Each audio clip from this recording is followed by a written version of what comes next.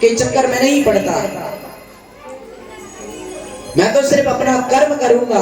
और गोस्वामी तुलसीदास जी महाराज भी कहते हैं, कर्म प्रधान विश्व रचिरा था, कर्म प्रधान विश्व रचिरा, कर्म प्रधान विश्व रचिरा था, कर्म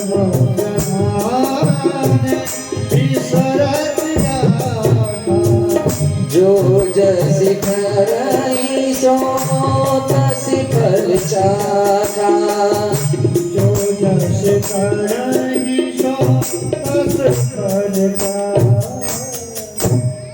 कर्म प्रधान विश्व रचि राखा, जो जैसा कर्म करेगा वैसे उसको फल प्राप्त हो जाएगा।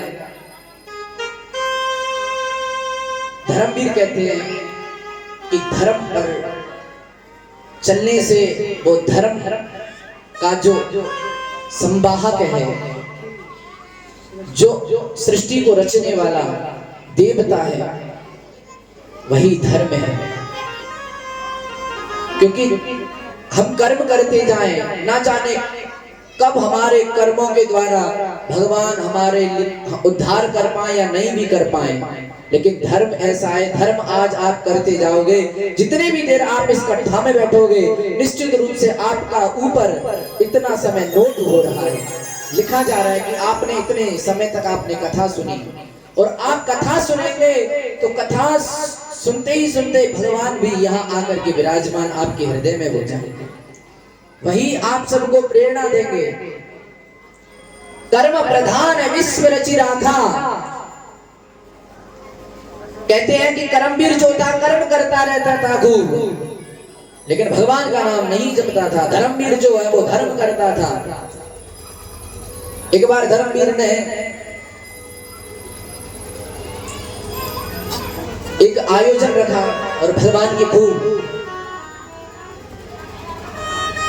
भजनों का आनंद एवं गानों का आनंद, उसने वहां पे खूब गुणानुवाद गाने के लिए संत बुलाए।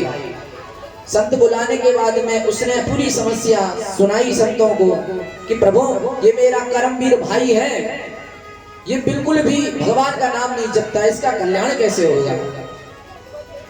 उन्होंने कहा मुझे मिलवाओ, लेकिन कर्मवीर ऐसा कहा बिल्कुल भी ना तो संतों को पूछता था, ना भगवान की पूजा करता था किसी से भी, और अपना काम करता रहता था। संत जहां कहीं भीतर जाते तो उनको गाली और देता था कि देखो ये फ्री का पड़े पड़े खाते रहते हैं, इनको क्या है, कुछ करना धरना होता नहीं, ये वैसे पड़े रहते हैं। देखो आ जाते ना जाने कहां कहां से ये संत भी। जब इतना बड़बड़ाने लगा तो ये बात संत ने सुन ली।